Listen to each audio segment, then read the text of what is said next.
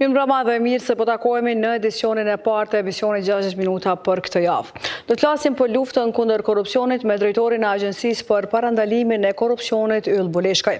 Se cilat institucione ose sektor janë më të ekspozuar ndaj rreziqeve të korrupsionit, deri në çfarë niveli është i shtrirë korrupsioni në institucionet publike, sa ministri zyrtar janë në lupën e Agjencisë për Parandalimin e Korrupsionit për shkak të mosdeklarimit apo konfliktit të interesit, e çka tregojnë vendimet e gjykatave dhe angazhimi i institucioneve për parandalimin dhe luftimin e korrupsionit, dhe është rritur numri i sinjalizuesve të korrupsionit brenda institucioneve, e cila është mbrojtja që u jepet atyre. Të gjitha këto i diskutojmë pas pak, por fillimisht ju sjellim lajmet kryesore të ditës.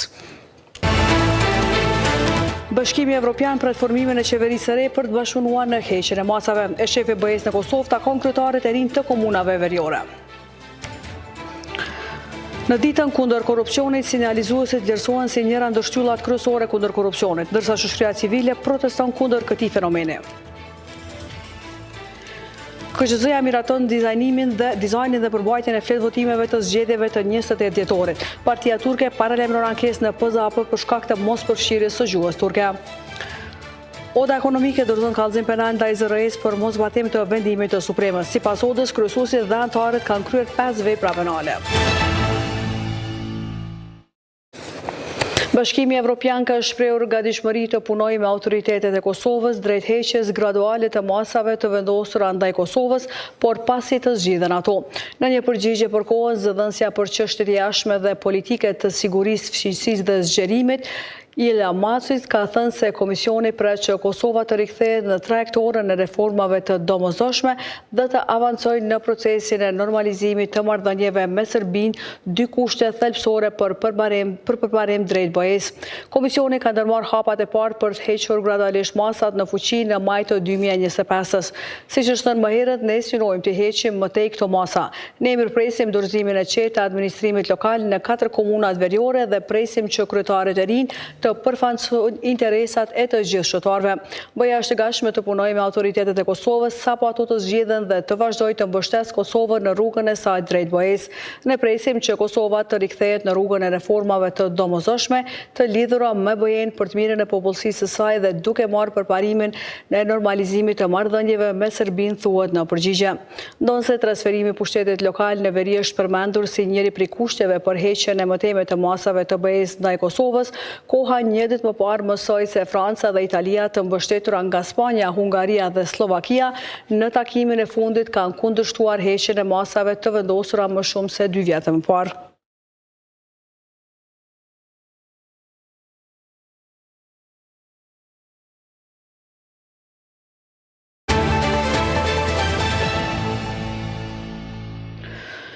Disa ditë pasi kryetarët e rinj të komunave veriore të Kosovës pranuan mandatet nga ata shqiptar, shefi zyrës së Bashkimit Evropian në Kosovë, Ivo Orav, ka takuar këtë të hënë kryetarët e rinj në Zveçan.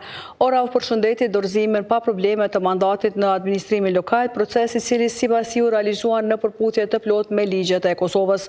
Në një postim në rrjetet sociale, Orav ka theksuar se bashkëpunimi ndërmjet institucioneve qendrore dhe atyre lokale mbetet thelbësor për funksionimin demokratik të komunave dhe garantimin e stabilitetit në veri. Ai ritheksoi rëndësinë e angazhimit konstruktiv nga të gjitha palët. Ritheksua nevojën për angazhim ndërmjet autoriteteve qendrore dhe lokale, si dhe mbështetjen e BE-s për realizimin e të drejtave të komuniteteve jo shumic sipas Kushtetutës së Kosovës, ka shkruar Orav. Të premtën në komunat veriore u inauguruan kandidatët e listës serbe që u zodhën në pozitat nga të cilat u dorëheqën 3 vjet më parë. Atko braktisën komunat në shenjë proteste ndaj vendimeve të qeverisë për shtrirjen e kushtetueshmërisë në këtë pjesë.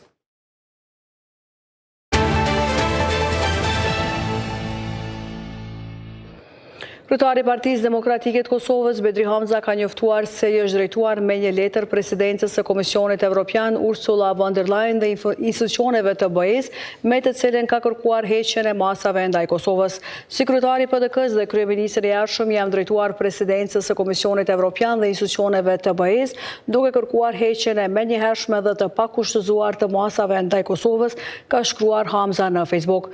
Ai ka vlerësuar se është koha për një kapitull të ri në raportet ndërmjet Kosovës Kosovës dhe Bashkimit Evropian. Kosova ka kaluar një vit me zgjedhje të njëpasnjëshme, por ne kemi dëshmuar pjekuri të lartë demokratike. Qytetarët tanë ndër më pro-evropianët në rajon nuk duhet të ndëshkohen për shkak të një qeverie të papërgjeshme. Masat aktuale të BE-s janë të pajustifikueshme dhe po dëmtojnë vendin në një periudhë kur kemi nevojë për zhvillim ekonomik, integrim evropian dhe stabilitet politik, ka shkruar Hamza.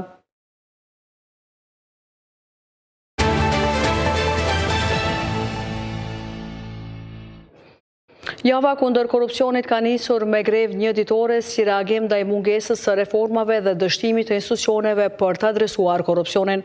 Organizatat pjesëmarrëse thanë se greva është një thirrje për veprim, përgjegjësi dhe ndërprerje të praktikave që sipas tyre po e paralizojnë funksionimin e shtetit. Me grevë një ditore ka filluar javën kundër korrupsionit. Koalicioni i organizatave jo qeveritare i përbën nga Instituti Kosovës për Drejtësi, Lëvizja Fol dhe Iniciativa për Progres. Greva sipas organizatorëve është shprehje pakënaqësie ndaj institucioneve për mungesë të reformave, si dhe thirrje për veprim e përgjegjësi. Arita Rezniqi, hulumtuese ligjore në IKD, tha se greva përçan mesazh të qartë kundër politikave, që sipas saj po e paralizojnë funksionimin e shtetit.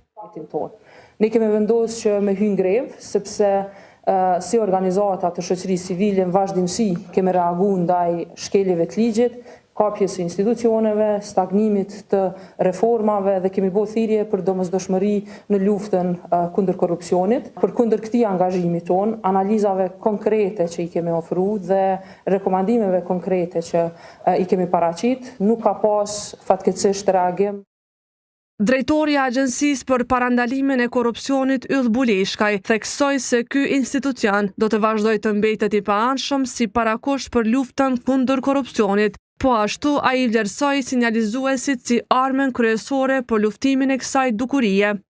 Nuk besojmë që ka mekanizëm më të rëndësishëm se sinjalizimi, duke përfshirë sinjalizimin e brendshëm që është një mekanizëm brenda institucioneve apo sinjalizimin jashtë në agjenci, por edhe sinjalizimin publik i cili bëhet qoftë përmes paramediave, po ashtu edhe përmes organizatave të shoqërisë civile. Një është një angazhim dhe një deklarim i qartë i agjencisë, po besoj edhe i publikut, se integriteti nuk është opsional. Nuk është opsion që punojmë integritet, është detyrë jone. Burim Sadiku, udhëheqësi i divizionit të strategjisë në këtë agjenci, u shpreh se nga monitorimi i planeve të integritetit nëpër komuna janë zbuluar disa sfida. Pesh i raportit i kemi 108 institucione si kanë raportuar, domethënë periudhën e parë. I kemi 15 institucione si nuk kanë raportuar, ndërsa një institucion kanë refuzuar raportimin për arsye si kanë marrë parasysh rekomandimet tona. Edhe i kemi të 13 institucione kemi përcjell kërkesë se kanë përditësimin e detyrueshëm. Java antikorrupsion është organizim tradicional. Organizohet nga Agjencia për Parandalimin e Korrupsionit në bashkëpunim me Forumin Konsultativ të APK-s dhe shoqërinë civile.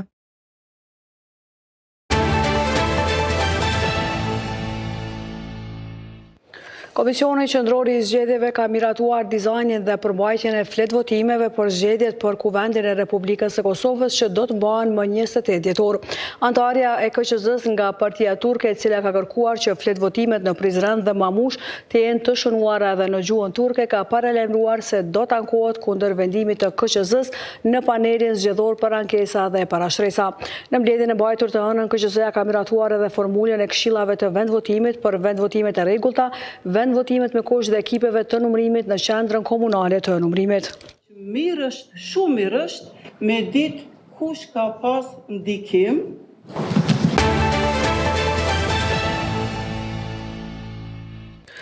Oda Ekonomike e Kosovës ka dorëzuar kallëzim penal në prokurori speciale ndaj kryesuesit të bordit të ZRE-s, Ymer Fezullau, dhe anëtarëve të bordit. Kallëzimi u është bërë atyre për moszbatim të vendimit të Gjykatës Supreme për çështjen e liberalizimit të tregut të energjisë së bizneseve. Sipas OEK-ut, Supremja ka konstatuar qartësisht se procesi i liberalizimit të tregut të energjisë është zbatuar në kundërshtim me ligjin.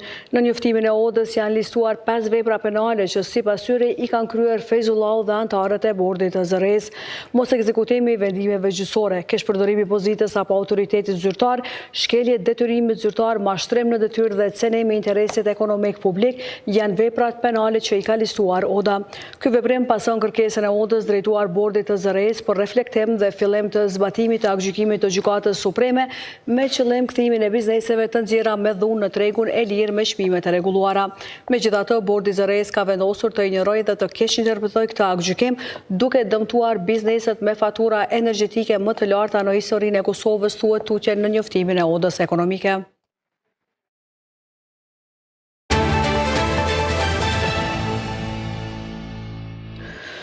Ish-drejtori ekzekutivi i shërbimeve në KEG Edmond Nulleshi ka dëshmuar në gjykimin e ish-kryeshefit të ndërmarrjes Nagib Krasniqi, i cili dyshohet për korrupsion.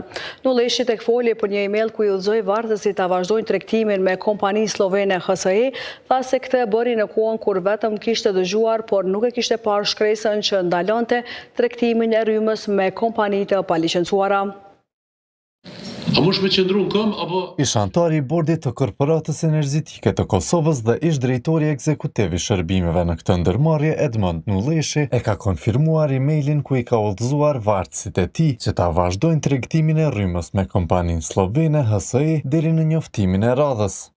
Ai ka dëshmuar në gjykimin e ish-kryeshefit të KEG-ut Nagib Krasniqi, i cili akuzohet për korrupsion pasi kishte vendosur të lejonte tregtimin e rrymës me kompaninë slovene të palicencuar nga ZRE-ja. Nulleshi tha se kur e shkroi emailin, vetëm kishte dëgjuar për njoftimin e ZRE-s që ndalonte tregtimin me të palicencuarit, por nuk e kishte parë atë. Dëshmitari i tha gjykatës themelore në Prishtinë se këtë vendim që e mori ja konfirmuan edhe nivelet e tjera të ndërmarrjes. Kryen veti s'kom bazë, po ndryshe është kërku nga unë e vendimi dhe vendim që e kom marrë është konfirmu pastaj edhe në nivel të kompanisë. Kur mbrojtja ja shfaqi 2 kontrata ditore të blerjes së rrymës, një me HSI-n dhe tjetra me kompaninë Danske Commodities, dëshmitari tha se HSI-ja e dorëzoi rrymën në kufirin Kosovë Malizi, ndërsa kompania Danske e dorëzoi atë brenda Kosovës. Ish antari i bordit të KEG-ut u shpreh se mendon që licencat e vendeve të BE-s vlejnë edhe në Kosovë. Pastaj, në bazë interpretimeve që kom pa, apo opinioneve ligjore që janë formuluar edhe në nivel të kompanisë, gjatë shkëmbimit të shkresave që ka pas me ZRE, ceket se kërkesa ligjore për licencim, përveç licencimit e parashadhe të drejten e njohje së licencave në bazë të reciprocitetit me shtetet e Komunitetit Energjisë dhe Bashkimit Evropian, që është pjesë e Komunitetit Energjisë. Dëshmitari kur u pyet nga i akuzuari Krasniqi, pohoi se KEG-u importoi rrymë nga HSI-ja. Në rastin e pjesë nga HSI, KEG ka qenë importuesi në shërbim. Në këtë rast po. Sipas tij, Slovenia nuk kërkon licenca për të tregtuar rrymë, andaj as HSI-ja nuk kishte licencë tregtimi në shtetin ku e ka selin.